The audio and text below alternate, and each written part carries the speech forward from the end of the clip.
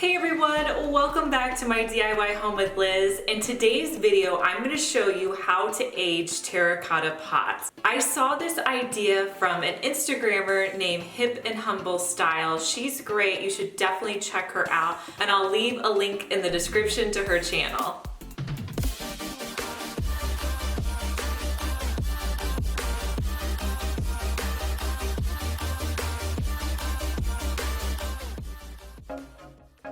This process for aging your terracotta pots is really simple and easy. So the things you're going to need to get started is you're going to need some disposable gloves. You can pick these up at Walmart. I actually found them in like the paint supply section at Walmart. You're also going to need some joint compound.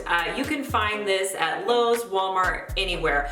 I don't know why I have such a huge container of it. My husband just bought a huge container of it. So that's what I'm using because that's what we had on hand. You're also going to need a variety of terracotta pots. Some I had on hand, some I picked up at Walmart. The smaller ones at Walmart were around 77 cents and the larger ones were around $1.24. So if you can find them at garage sales or thrift stores, it may be a little bit cheaper.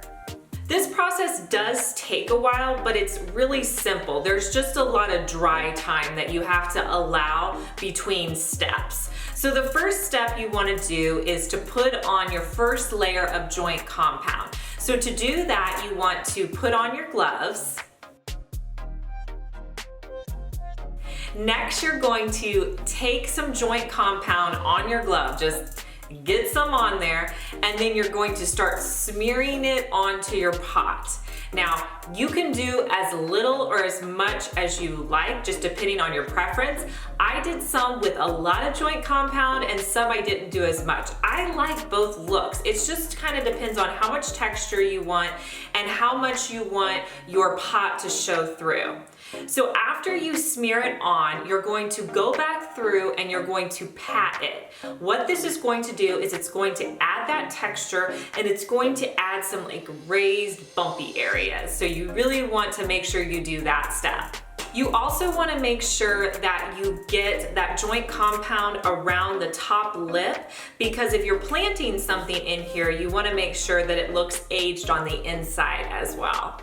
So this next step is optional if you want to add some words to it or not. So I grabbed these letters at Walmart. They were $2.84 for the pack, and it actually comes with quite a bit of letters. So I think I'll be able to use this for several projects. So you can spell out anything you want. I decided to spell out the contents of what I was putting inside the pots.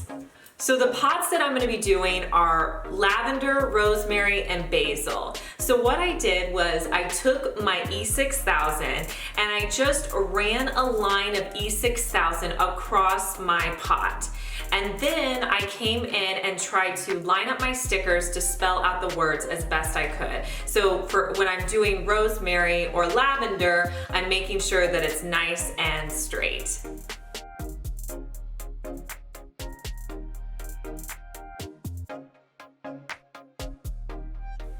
Now from this step, you want to make sure that you allow this to sit for a couple of hours. And that's the same with the joint compound. You want to give it a good 2 to 3 hours to set up. Giving the E6000 time to set up will make sure that when you come back in, the letters won't fall off on your next step.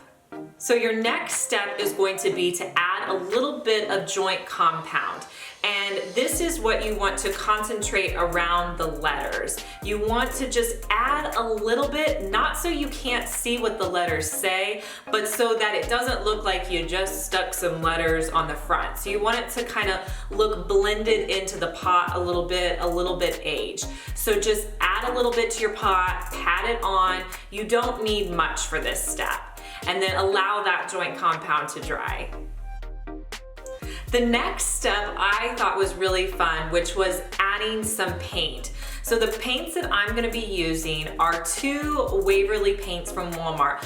One is the moss paint and the other one is silver lining.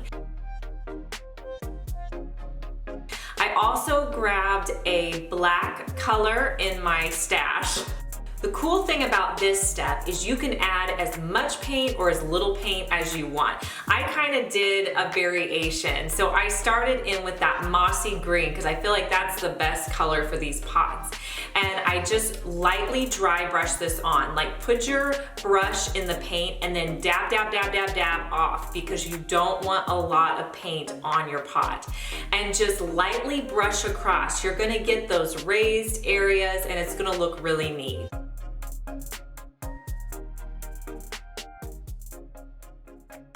And then add a little bit of black. Concentrate your black and green around the letters too to make sure that it really stands out.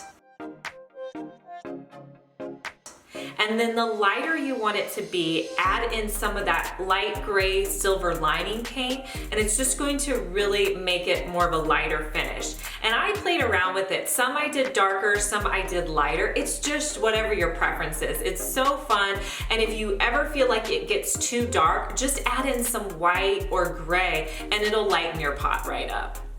Make sure that you add some paint to that inner portion of your pots. That way when they're planted, you won't see that nice new look to your pots. So make sure you go around the inner portion as well.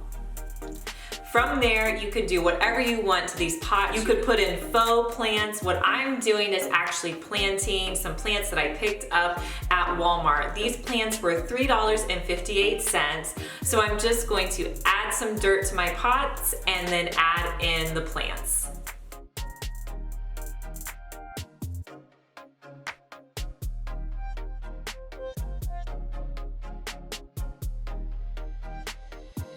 Here's a look at all of my pots put together. I did make a few extras so that I could lay some down and make it look a little bit more farmhouse.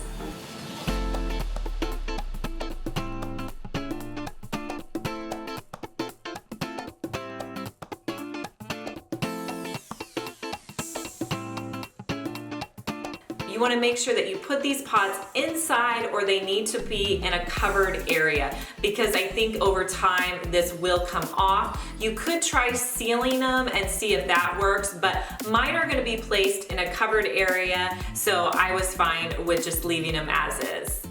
Okay guys, like always, I want to know what you guys think of these pots. Leave me a comment below. Let me know if you like them, if you're gonna try it.